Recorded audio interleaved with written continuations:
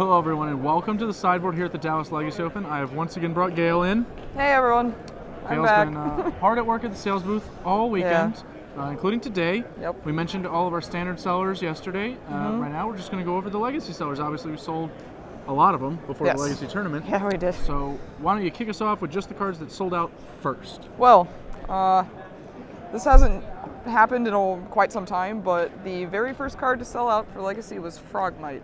Frogmite. Frogmite.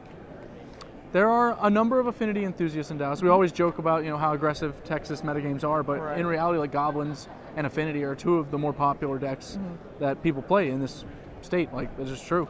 I know I've seen Affinity at every single one of these. Things for it really is. Yeah, that is also true. What else we got? In the vein of red, we also have Desperate Ritual that sold out. Also, like last week, I mean, it's not red, but it's blue. We sold out of Mindbreak Traps again. Yay! Little give and take on the rituals and the Mindbreak Traps. Yeah. I think those probably come in cycles, I'm feeling. There's definitely a lot more combo here than I expected, especially like Storm-style decks.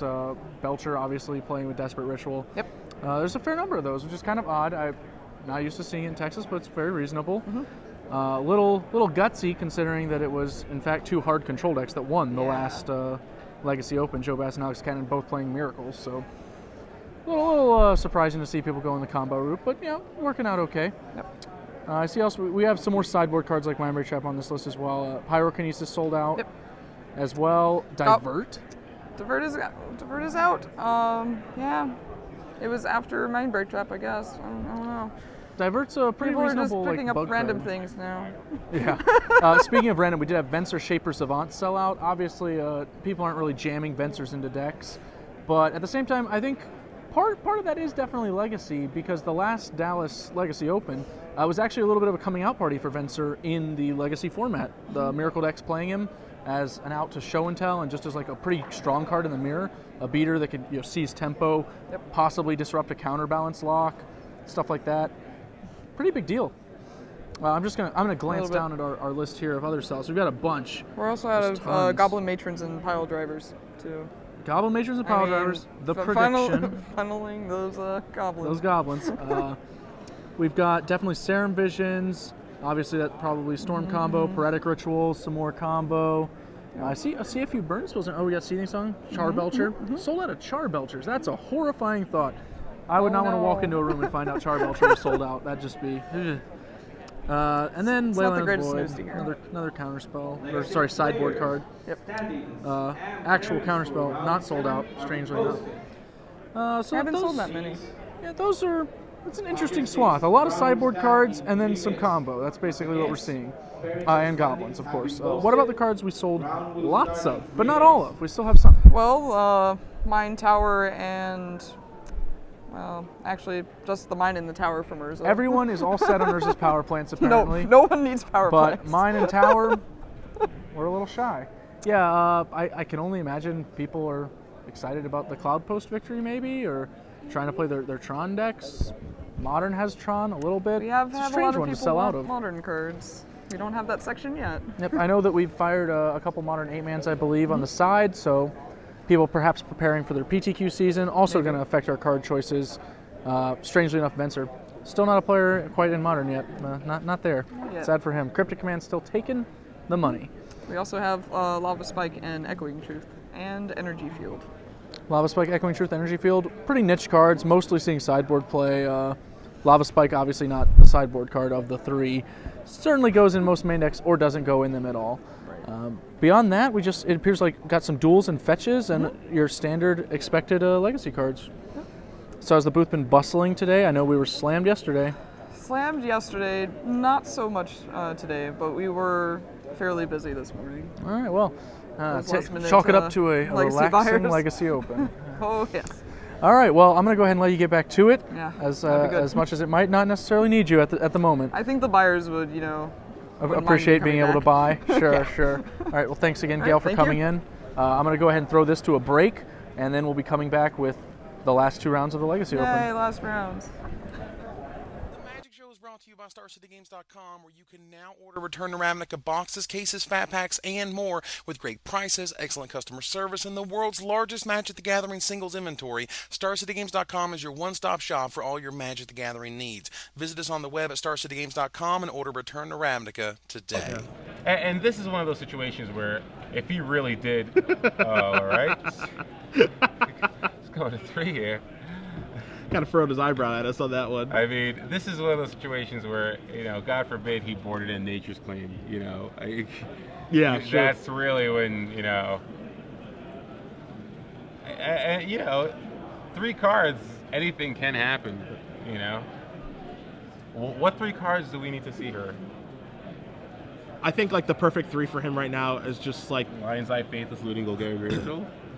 Yeah, that's actually the 3 cards I was going to say. Yeah, like that's like perfect 3. And David just said to the spot over there, he's like, I'm willing to go to 2 if that's what it takes. I don't mind.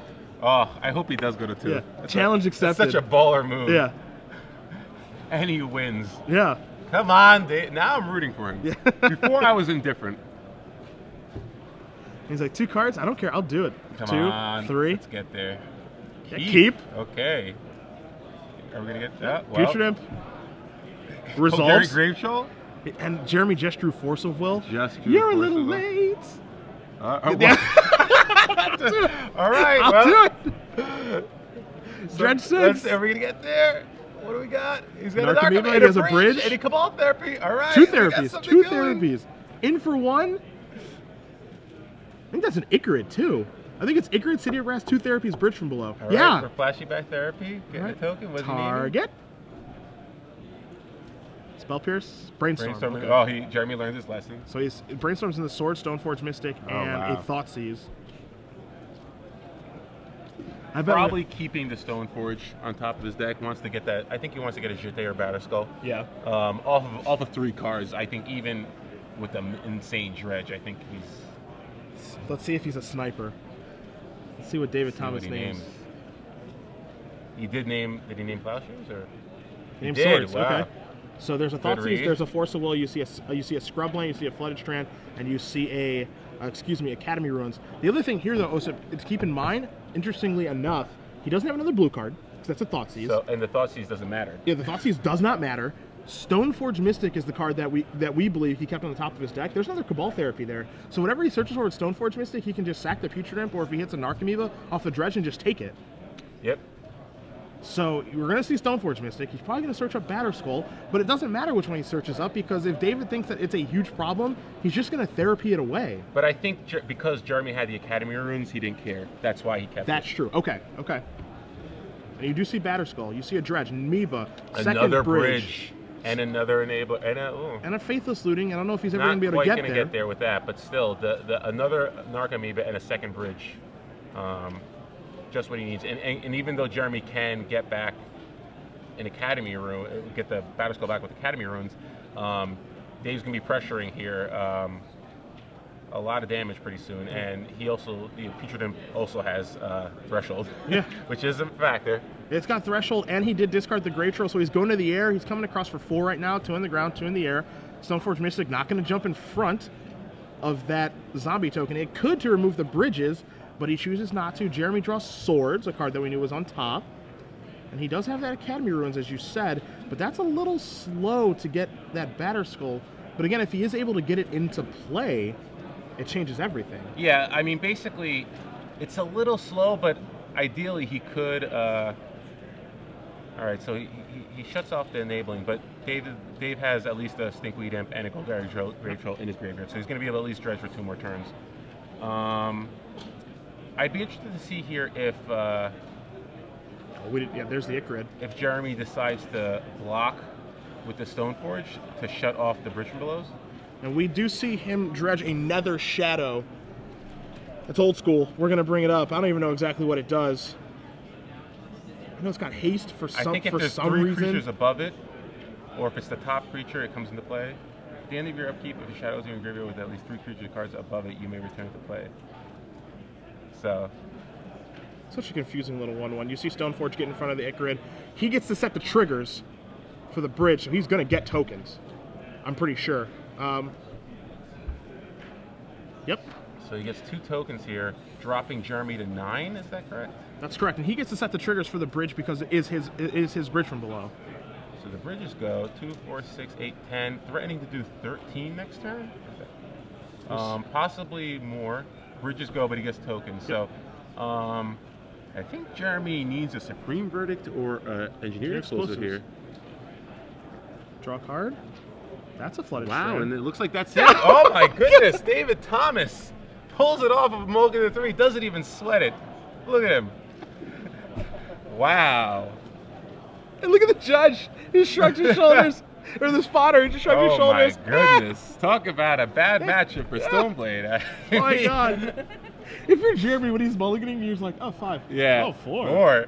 3. Yeah. I wonder where I'm going to lunch. Yeah, I bet you will, Keith. Let's play. Wait a minute. Wait, what's going on here? I gotta say, Dave looked pretty impressive with that deck. He definitely knows what he's doing. Yeah, he's been playing this deck for a really, really long time. Again, he top eight of the Star City Games Invitational when we were in Atlanta with Dredge. He's been playing this deck for a very, very long time. And again, you can tell the difference between a proficient Dredge player and a Dredge player who's just like, I play this deck on occasion. He was mulliganing immediately, like it was nothing. And please don't say that Dave got lucky. He mulliganed to 3. Yeah. You cannot have